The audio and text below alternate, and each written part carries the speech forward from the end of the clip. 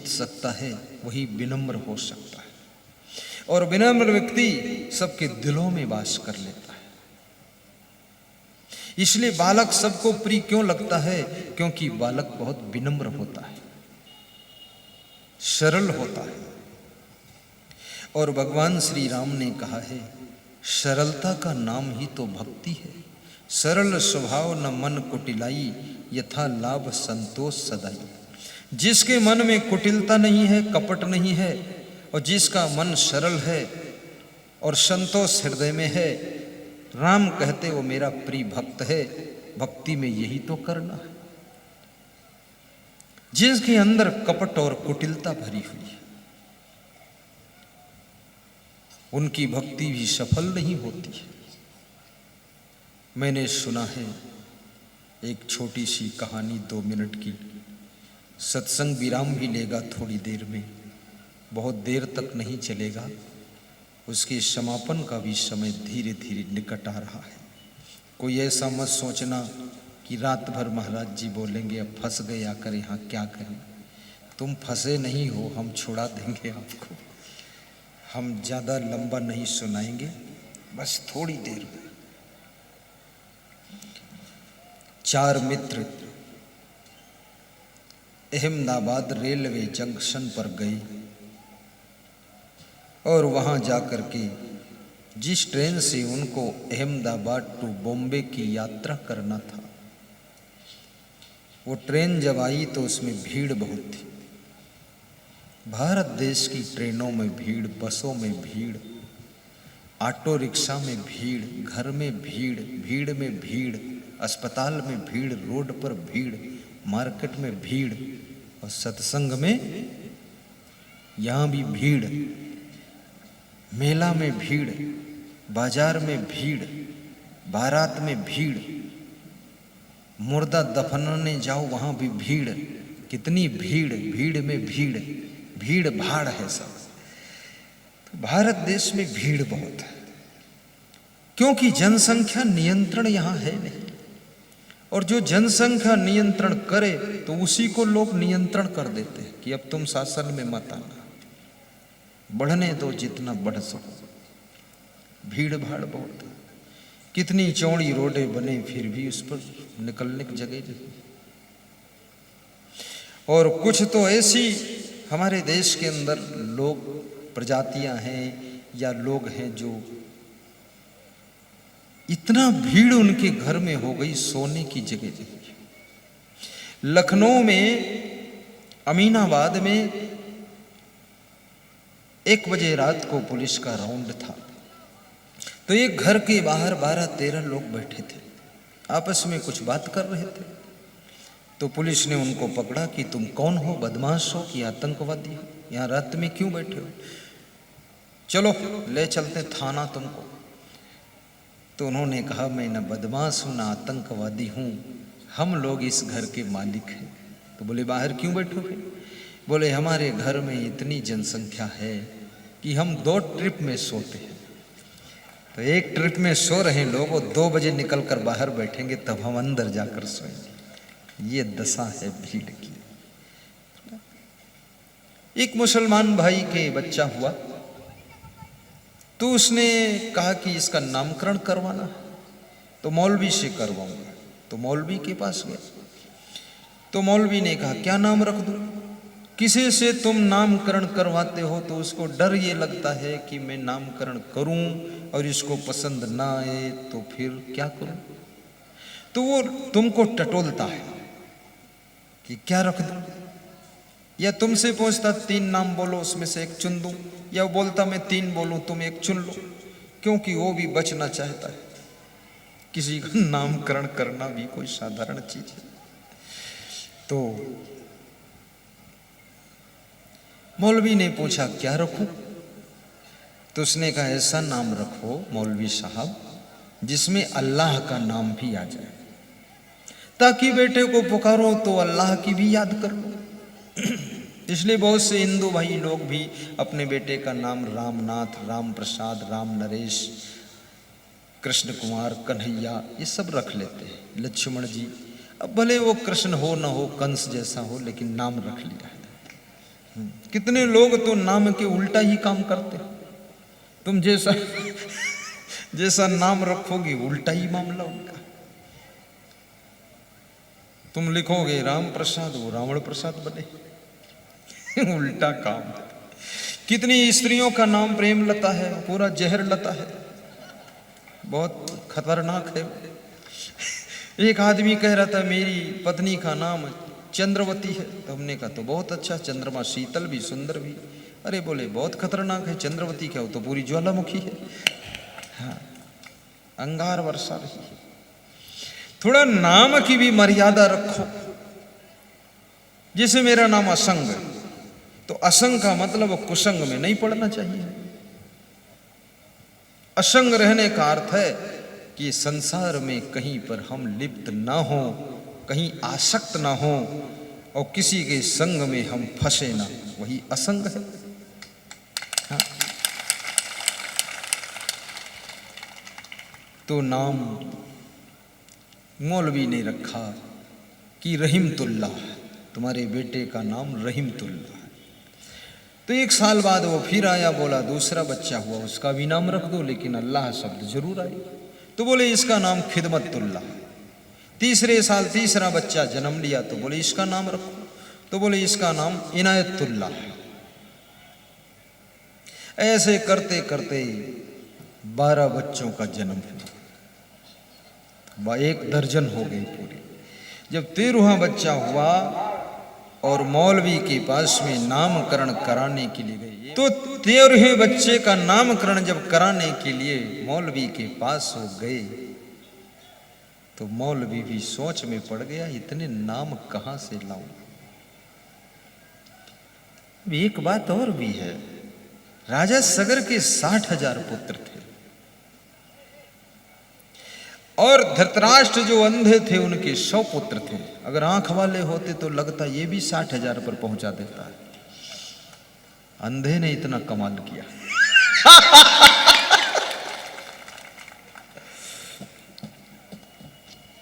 ये प्राचीन समय में बहुत लोग, मतलब लगता जनसंख्या बहुत कम थी उस समय। और जब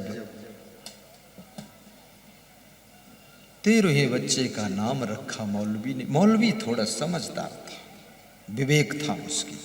कितने मुस्लिम भाई बहुत विवेकवान भी है, ज्ञान है उसको।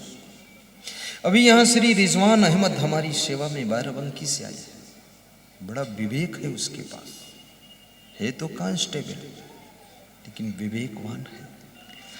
तो ऐसे विवेकवान के लिए कोई हिंदू मुस्लिम सिख ईसाई की बात नहीं है, कोई के अंदर विवेक जागृत हो सकता है सत्संग के प्रभाव से। तो मौलवी बोला कि ठीक है। मौलवी ने आंख मूंद कर सोचा और फिर नाम रखा कि तेरे बच्चों का नाम बेटा रहीमतुल्ला, खिदमतुल्ला, इनायतुल्ला, हिनायतुल्ला, ये सब है। अब ये 13वें बच्चे का नाम मैं रख रहा हूं, बस कर अल्लाह, अब रहने दे, बस बहुत ज्यादा हो गया। और इसके लिए और विचार करना, एकोपि गुणवान पुत्रो निर्गुणैश्च सतैवरः एकश्चंद्रस्तमो हन्ति नच तारा सहस्रशः। एक चंद्रमा के उदय होने से, एक चंद्रमा के उदय होने से पूरा अंधकार मिट जाता है। करोड़ों तारा गण उदय होते हैं तो भी अंधेरा नहीं मिटता है। अगर एक गुणवान पुत्र आपके घर में जन्म ले लिया, एक गुणवान शिष्य आश्रम में आ गया, और आपकी पार्टी में इन्हें गिने नेता भी बुद्धिमान गुणवान आ गए, तो पार्टी भी चमत्कार करेगी, घर में चमत्कार होगा, आश्रम में चमत्कार होगा, पूरे देश के अंदर कुछ नया निराला फूल खिलेगा।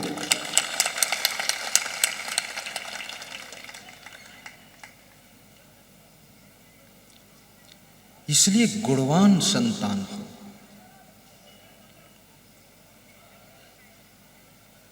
ऐसे पुत्र और पुत्री का जन्म हो, आपके घर के दुख के अंधेरे को दूर कर सके। हर माँ बाप की आस होती है, जो पीड़ा हम न मिटा सके, शायद मेरी संतान मेरे संताप को कम कर देगी। माँ बाप आशा रखते हैं कि ये गरीबी बहुत झेला हूँ, नहीं मिटा सका, शायद बेटे गरीबी को दूर कर देंगे, मेहनत करेंगे। और कितने घरों में ऐसे दिव्य पुत्र का जन्म हुआ जिसने पूरे घर का नक्शा बदल दिया। और कितने घरों में कंडौर पैदा हुआ। कंडौर जानते हो, जहाँ कंडा रखे जाते हैं और कंडा घिस घिस कर जो उसका बुरादा इकट्ठा होता ना, वही कंडौर है। तो ऐसे कितने घरों में कंडौर बेटा और कंडौरिन बेटी पैदा है, और कितने घर में कंडौरिन बहू भी आई है। सब पूरा पागल है, कोई शुद्ध साई काम नहीं है। 8-8 बजे तक सोते हैं, कंपटीशन पर सोते हैं।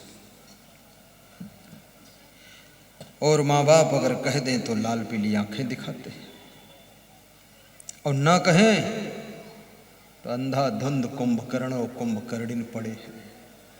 बड़ी आस थी कि कुछ बहू आएगी तो कुछ नया होगा, और बहू आई तो ऐसा लेटेस्ट नया मॉडल हुआ है। सास ससुर सब बेहोश है कि बहू है। काम करना नहीं चाहते हैं लोग, ये बड़ी मुश्किलें पैदा हो रही। घरों में सब कबाड़ खाना हो गया।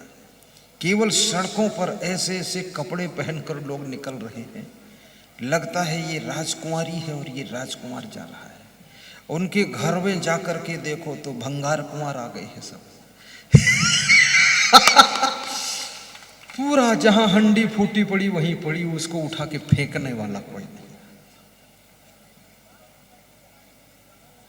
अपने घर में थोड़ा मेहनत भी किया करो, मैनेजमेंट भी किया करो, सेटिंग किया करो, फिक्र रखा करो, सफाई शुद्धता रखा करो। घर कितना अच्छा हो, अगर सफाई नहीं है तो नरक से कम नहीं है। और घर कितना छोटा हो, सफाई शुद्धता है तो स्वर्ग से कम नहीं है। और स्वर्ग में तुम अपना घर नहीं बना सकते, ये याद रखना। लेकिन इतना जरूर है कि अपने सुंदर स्वभाव से, सुंदर चरित्र से तुम अपने घर में स्वर्ग बना सकते हो। स्वर्ग में घर नहीं बन सकता है तुम्हारा, लेकिन तुम्हारे घर में स्वर्ग बन सकता है, इस बात की गारंटी है। जीवन नीरस ना हो। कितने लोगों का जीवन निराशा से भरा हुआ है। आशा की किरण समाप्त हो चुकी है, डिप्रेशन में जा चुके हैं। बहुत कुछ करने योग्य थे, निराश हो गए, अब कुछ नहीं कर पा रहे। निराश हुआ व्यक्ति मरे हुए जैसा होता है। मरा तो नहीं होता है, लेकिन मरे जैसा होता है।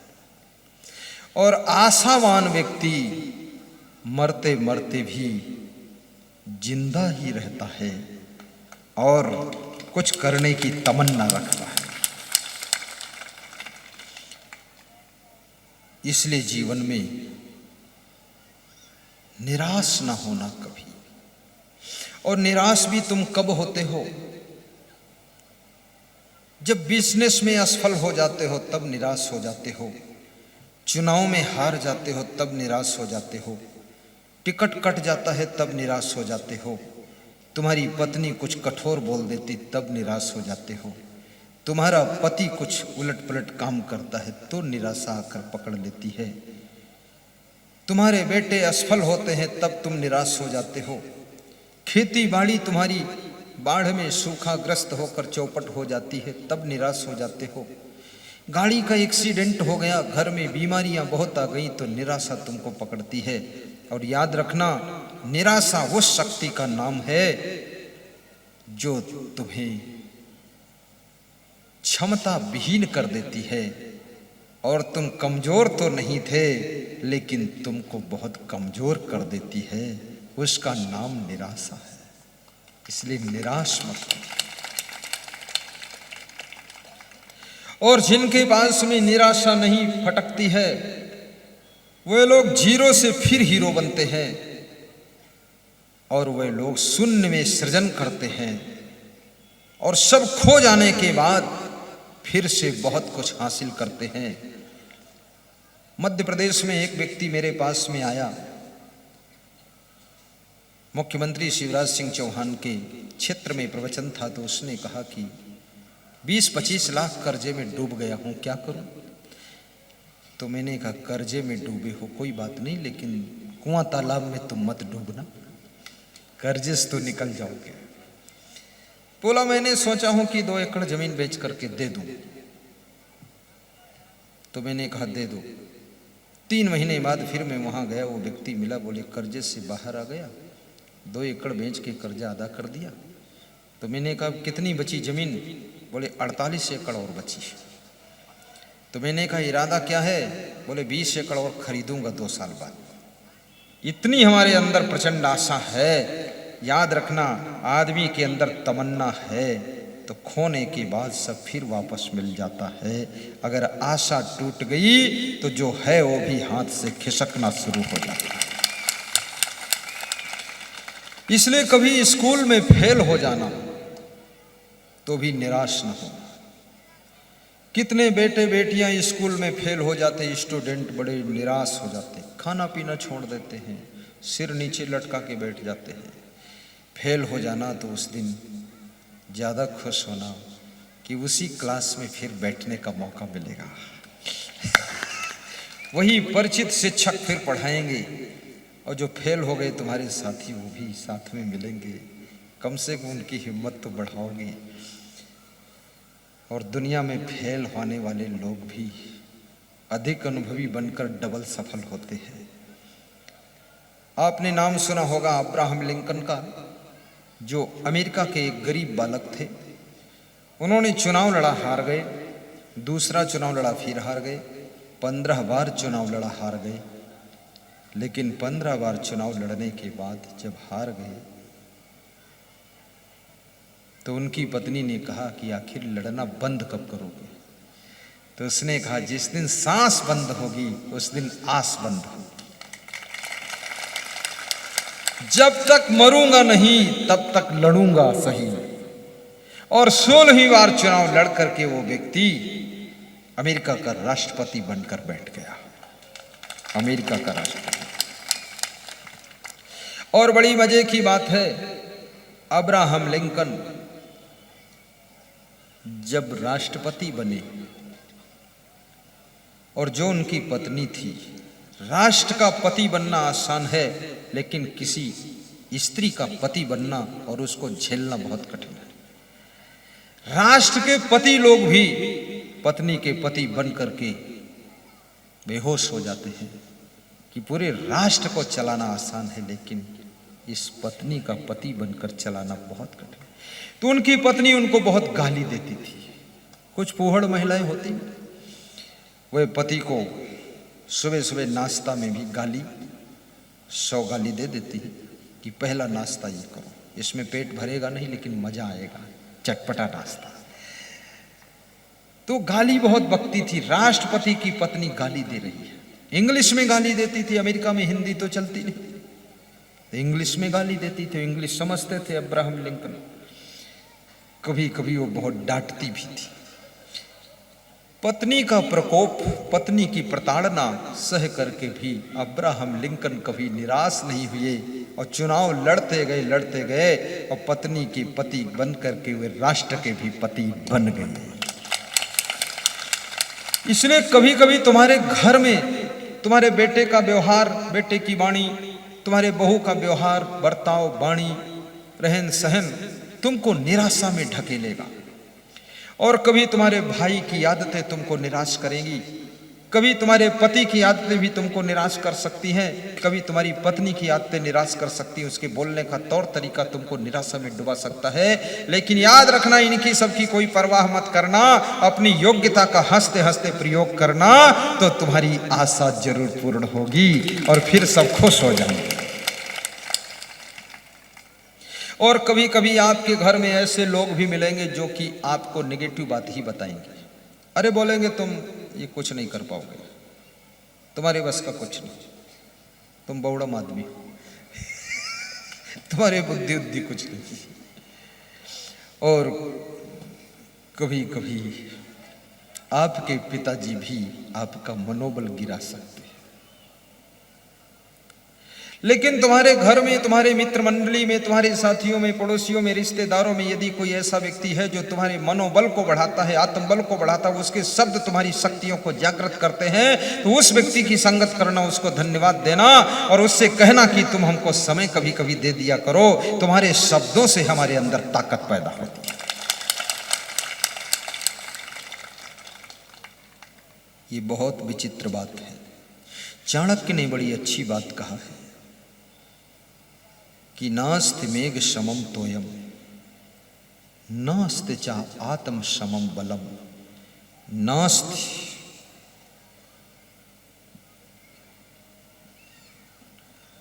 चच्छ समम तेजो नास्ति चा अन्न समम प्रियम।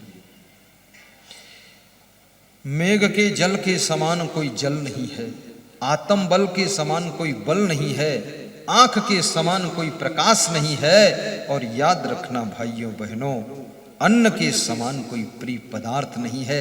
सोना चांदी हीरा जवाहरात आपको दे दिया जाए, लेकिन जब भूख लगेगी तो सोना नहीं खाओगे, फिर वही दाल चाहिए जो गरीब दाल खाता है, फिर वही भात चाहिए जो गरीब भी खाता है। थोड़ा क्वालिटी में अंतर हो सकता, लेकिन भात तो भात ही होगा। तुम पतला चावल खाओगे, मोटा चावल खाएगा, और रोटी वही चाहिए आटा की, कोई माटी की रोटी बना के थोड़े खा लेगा। और वही सब्जी चाहिए, सब आलू परवर। और एक आदमी 3 भट्ठों का मालिक था और ठेकेदारी भी करता था, ब्लॉक प्रमुख ही था। मेरे आश्रम आया तो मैंने संतों से कहा इनको थोड़ा फल अमनिया करके दे दो, खा ले। तो फल दिया संतों ने, तो उसे फल को देख करके वो मुंह सिकोड़ा और बोला, गुरुदेव ये तो क्यों दे रहे हो मुझको, मैं इसको नहीं। वो नीचे जो भात बना है बबरा टाइप का, वो खाने की इच्छा है मेरी। तुमने कहा तुम्हें तो शुगर है। अरे बोले मरे के वैसे हो शुगर पुगर हुई, लेकिन भात खाई जरूर। तो बबरा ले करके उसमें सब हल्दी मिर्चा मसाला डालकर छौंक करके बनाया था बबरा। उसको उसने करीब करीब 400 ग्राम, आधा किलो खाया। बोला और 1 प्लेट मंगाए दो, और उसमें टमाटर की चटनी, काला चटनी कटोरी फिर पी ले भाई ऊपर से। और शुगर वगैरह तो हमने कहा तुम शुगर की चिंता नहीं करते। बोले शुगर, हमारी वाइफ चावल नहीं देती तो हम झापड़ मार देते कि हम मरे भले जाई पर चावल जरूर खाएंगे। 3 भट्ठों का मालिक, वो भी भात खाना पसंद करता है। तो अन्न समम प्रियम, अन्न से प्रिय कोई पदार्थ नहीं है, आत्म बल से बड़ा कोई बल नहीं है। अर्जुन की जीत क्यों हुई? कर्ण की हार क्यों हुई? कर्ण के साथ में ऐसा कोई सारथी नहीं था जो कर्ण के मनोबल और आत्मबल को बढ़ाता। अर्जुन के रथ पर बैठे हुए कृष्ण बाण नहीं चलाते थे, लेकिन अपनी वाणी से अर्जुन के मनोबल को बढ़ाते थे, आत्मबल को बढ़ाते थे। और अर्जुन से कहते थे तेरे समान कौन धनुधारी है, धन्य है अर्जुन तू, लगा।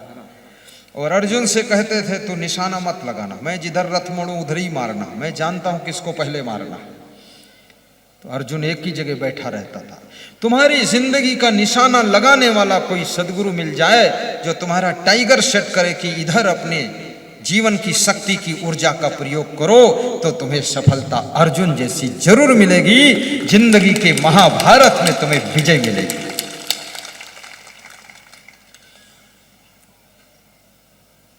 साहिब बंदगी बोलो, जय सिया राम भी बोलो, जय श्री कृष्ण बोलो, और साईं बाबा की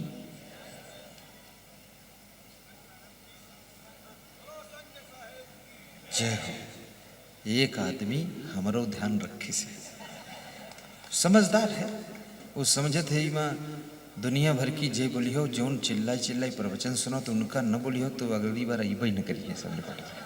हाँ ये फिर ये साईं बाबा कुछ बोलबो न करिए, सब चौपट हो जाए। वो होशियार आदमी खड़े हो जाओ, जौन जय बोली से कौन जय बोला? असंग साहेब की जय, तुम बोले दोनों आदमी चतुर हो, बैठो। साईं बाबा की जय में भी मेरी जय समाई है, और वास्तव में मेरी जय तो तब होगी जब आपकी जिंदगी के महाभारत में आपकी विजय होगी, वही मेरी जय होगी।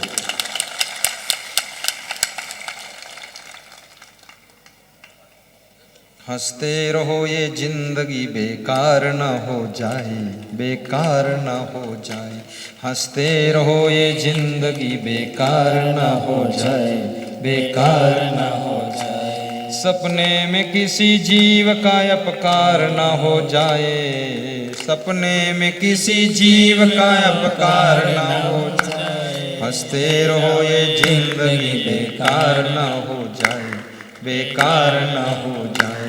हंसते रहो ये जिंदगी बेकार न हो जाए, बेकार न हो जाए। हमारे आश्रम के जो संचालक हैं पूज्य श्री गुरुमन देव महाराज, वे हमारा मनोबल हमेशा बढ़ाते रहते हैं, आत्मबल बढ़ाते हैं। तो एक बार बोले कि तुम्हारे पास जितनी बुद्धि हो उतना भी काम हुआ नहीं। तो हमने कहा और इनसे अच्छा हुआ। अरे बोले लतमरुवन की बराबरी कर तुम्हारे पास कुछ और ही दिमाग है, पूरी ताकत लगाओ। और जब हम प्रवचन करते हैं तो बैठ के खूब मुस्कुराए सुनते हैं। तो हमने कहा तुम कहे हंसी हंस सुनत, कह रहे हम इसलिए सुने ताकि तुम खुश हो और अच्छा सुनाओ। तुम्हारा मनोबल बढ़ाता हूं, और मनोबल बढ़ाने वाला अगर कृष्ण भगवान जैसा जिंदगी के रथ का सारथी मिल जाए तो तुम अर्जुन की तरह जीत हासिल कर सकते हो। मनोबल। लेकिन याद रखना अर्जुन जैसा श्रद्धावान भक्त भी होना चाहिए। अब कृष्ण कुछ और कहे वो कुछ और करे तो कहे का मनोबल फिर श्रद्धा भी हो। तो नास्ति बुद्धि युक्तस्य न चा युक्तस्य भावना न चा अभाव यतः शांति अशांतस्य कुतः सुखम। संत कबीर कहते हैं गुणवान बनो। यदि आप गुणवान हैं तो आपको सुख भी मिलेगा, यश भी मिलेगा, शांति भी मिलेगी, सफलता भी मिलेगी। मानुष तेरा गुण बड़ा मानस ना होए काज, हाण न होते आभरण त्वचा न बाजन पाज। हे मनुष्य तेरे गुणों की महिमा है।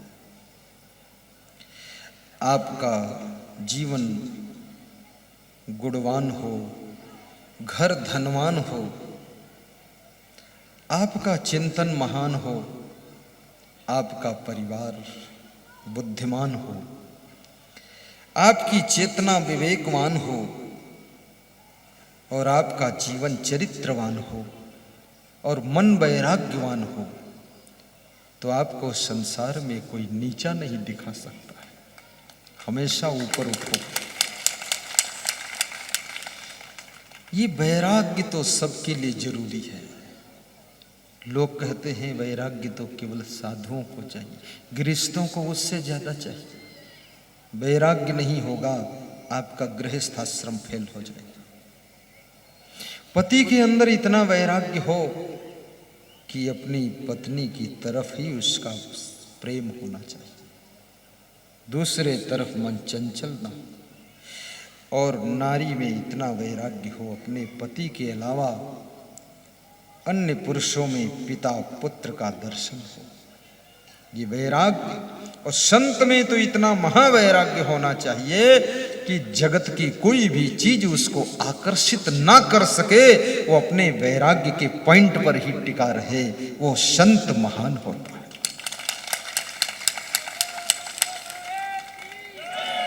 जरा देर ठहरो गुरुवर, तमन्ना यही है, अभी तक जी भर के देखा नहीं है। जरा देर ठहरो गुरुवर, तमन्ना यही है, अभी तक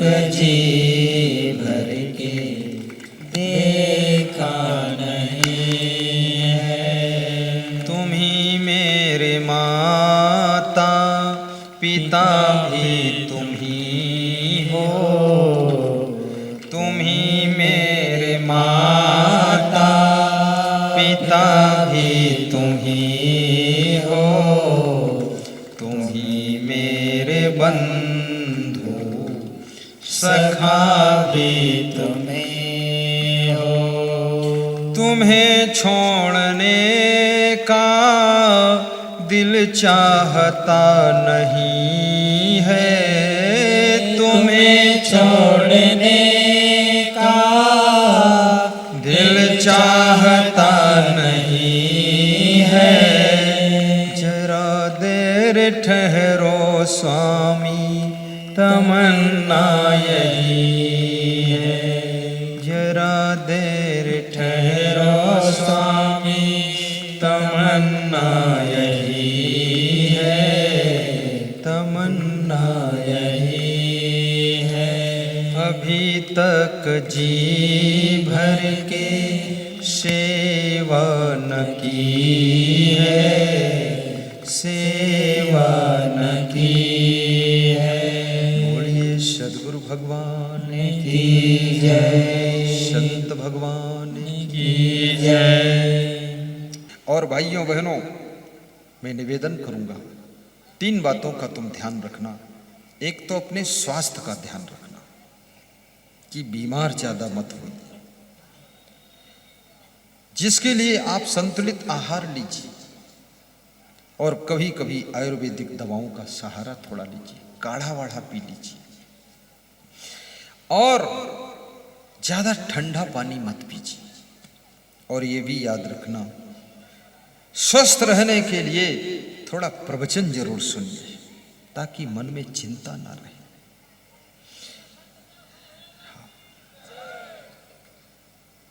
और प्रवचन टीवी में भी सुन सकते हो। यहाँ पुस्तक की दुकान लगी हुई है, वहाँ मेमोरी कार्ड लेकर के, पेन ड्राइव लेकर के 100-100 घंटे का प्रवचन उसमें है। और आप पास साधन नहीं है तो ज्ञान की किताबें स्टॉल से ले लेना, उनको पढ़ना। एक लाइन तुम्हारी जिंदगी की लाइन को सुधार देगी, ऐसी सुंदर किताबें। और भजन की किताबें भी लेना, भजन गाया करो, गला चले न चले फिर भी गाओ। घर ही में तीर्थ बनैबे मंदिर हम काहे को जैबे। सासू को गौरा ससुर महादेवा और स्वामी को ईश्वर बनैबे मंदिर हम काहे को जैबे। ऐसे भजन गाओ। और सबसे पहले पूजा अपने सास ससुर, अपने पति, अपने परिवार की स्थिति को देखकर व्यवस्था जमाइए। ऐसे पुस्तक भी लेना। और साथ में जिनको ज्यादा तकलीफ है शरीर में कोई प्रकार की, तो यहाँ पर महेंद्र सिंह छाबड़ा राजस्थान से आयुर्वेदिक श्री जीवन कंपनी की दवाओं की दुकान लाए हैं, उनसे आप दवाएं भी ले सकते हैं। मैंने उनसे एक दवा लिया था, एक ही बार खाया, फिर हिम्मत नहीं पड़ी, एक ही बार हम फाइनल कर दिया उसने। तो आपको भी 2-3 बार हम तो फाइनल कर ही देगी। हाँ। और ऐसी दवा, दुआ भी साथ में। और ये भी कहूंगा आपसे, अपने परिवार में कलह कलेश मत पैदा करना। छोटी छोटी बात को मन में गांठ बनाकर मत रहना। भूल जाना आज की समस्या को आज, कल से नई जिंदगी की शुरुआत करना। दीपावली आ रही है, घर द्वार की सफाई करना, लेकिन दीपावली में अपने दिल की भी सफाई कर लेना। माताओं बहनों को भी प्रेम देना, सम्मान देना। आपके घर में भूत प्रेत का अगर निवास आपको दिखाई दे रहा है, कोई संत महान पुरुष तपस्वी वैराग्यवान का फोटो लगाना, दर्शन करना, भूत प्रेत वहां से निकलकर बाहर हो जाएंगे, चुड़ैल भी नहीं रह सकती है। महान पुरुष की तस्वीर से इतना प्रभाव पड़ता है। छत्तीसगढ़ में एक भक्त के यहाँ मैं गया तो वो बोला कि हमारे घर में कोई डीला फेंकता है और कोई पत्थर फेंकता है। तो हमने कहा क्या बात करते हो? रोने लगे। पति पत्नी बोले सब कुछ करा धरा के देख लिया, कंट्रोल ही नहीं, आधी रात को पत्थर गिरने लगते।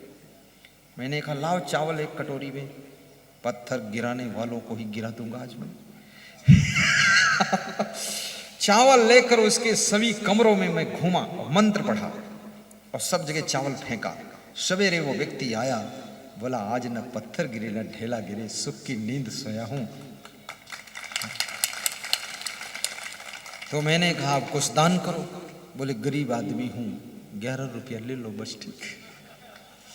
मैंने कहा अभी तुम कल कह रहे थे लाखों रुपये खर्च किया हूं, ये कराया वो कराया, जंतर मंतर ओझा बैगा टम्बर, तो हमारे में 11 रुपये। बोले तुम संत हो, तुमका जरूरत हो नहीं ज्यादा।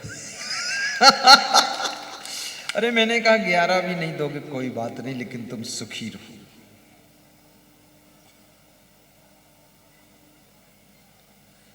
आपके घर में शांति रहे, सुख रहे, धन भी रहे, लक्ष्मी रहे, ऐसा व्यास गादी आपको आशीर्वाद दे रही है। मेरे गुरु की तपस्या का प्रभाव रहे। आपका घर भी सुंदर बने और द्वार पर गाड़ी भी सुंदर खड़ी हो, 4 व्हीलर। आप किसी चीज में पीछे न रहें, महान बने, धनवान बने, गुणवान बने, चरित्रवान बने। और जब सत्संग में आए तो 5-10 लोगों को और लेकर आए और गुरुदेव की ऐसी भक्ति करें कि पान तमाकू पुड़िया बीड़ी सिगरेट गांजा चर शराब सब छोड़ करके, मन को मोड़ करके, गुरुवर के चरणों में जोड़ करके और बुराइयों से नाता तोड़ करके अपनी जिंदगी को आप धन्य बना सके। ये नशा वशा कुछ मत किया करो, ये निवेदन है आपसे। महिलाएं नशा नहीं करती इसलिए जल्दी बूढ़ी नहीं होती, महिलाएं नशा नहीं करती इसलिए जल्दी बदसूरत नहीं होती। और पुरुषों में कई तरह का नशा रहता है। और पुरुषों में तो बड़ी समस्या यह है, बीड़ी एक पीता है, धुआं सबके भर देता है। बहुत प्रॉब्लम है। और बीड़ी पीने वाले से कहते हैं यहाँ धुआं मत करो, वो बोलते हैं इतना बड़ा परोपकार कर रहा हूँ, पैसा मेरा खर्च हुआ, बीड़ी मैं खींचता मुंह में, धुआं फिर में बांट रहा हूँ, तुम कहते यार क्या बात है, शुंघो धुआं।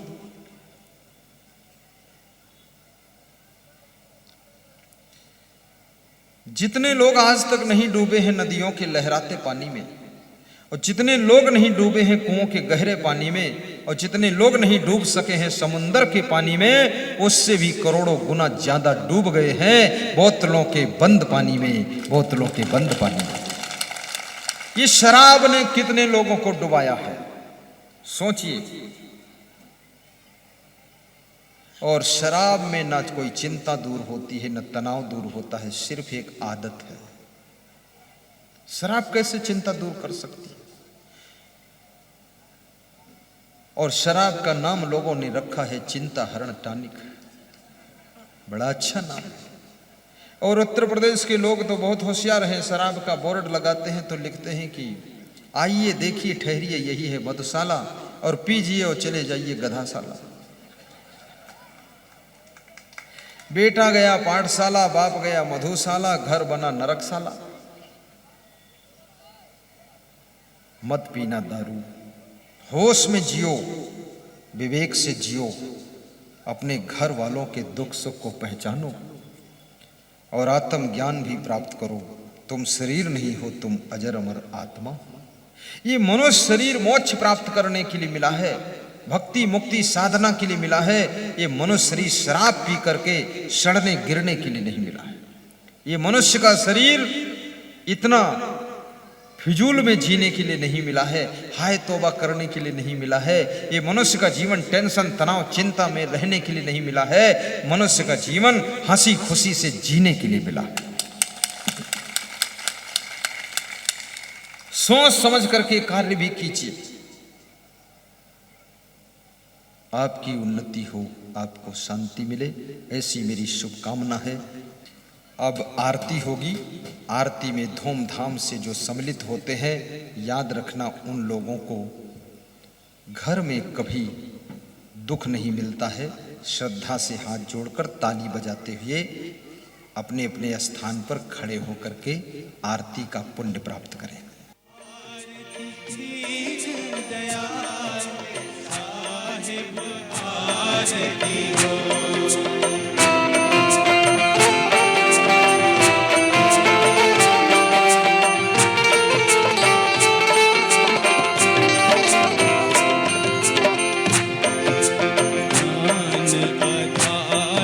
विवेक की बाजी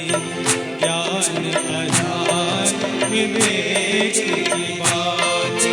सूरती जोत जहाँ जा साहिब आरती हो, सूरती जोत जहाँ जा साहिब आरती हो।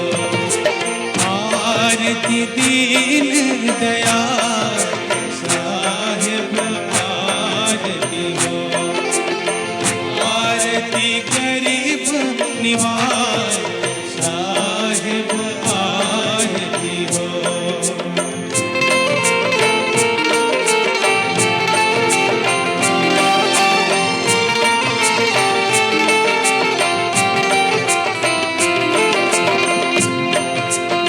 आरती करो सतगुरु साहिब की, आरती करो सतगुरु साहिब की।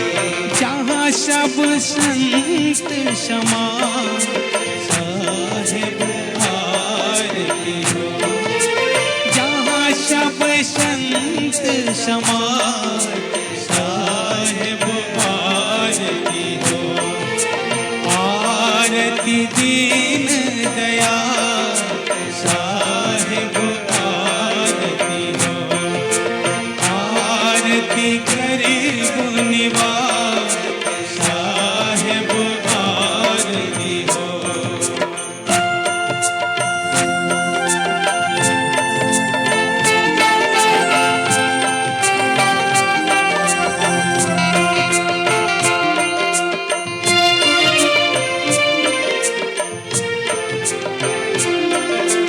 तरस परस गुरु चरण शरण भयो, तरस परस गुरु चरण शरण। टूटी गयो यम के जाल साहिब आरती, टूटी गयो यम के जाल साहिब आरती हो। आरती गरीब निवाज साहिब आरती हो, आरती दीन दयाल साहिब आरती हो।